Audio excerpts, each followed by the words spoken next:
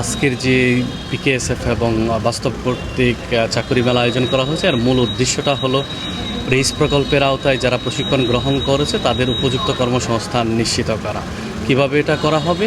যারা আজকের মেলায় যারা প্রশিক্ষণ গ্রহণ করেছে তারাও এসেছে, আবার যারা চাকরি দিবে তারাও এসেছে, আর মধ্যস্থতাকারী হিসেবে বাস্তব সংস্থাটি রয়েছে।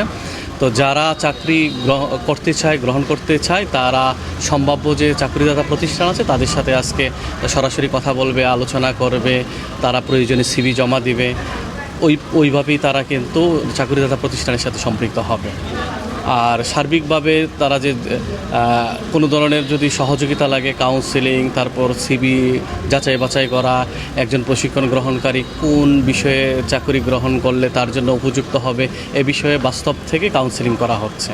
তো সার্বিকভাবে যারা প্রশিক্ষণ গ্রহণ করেছে রেইস প্রকল্পের আওতায় তাদেরকে উপযুক্ত কর্মসংস্থানে নিযুক্ত করা এবং ওই সকল প্রতিষ্ঠানের সাথে সম্পর্ক স্থাপন করে দেওয়া আজকের চাকরি মেলার অন্যতম উদ্দেশ্য।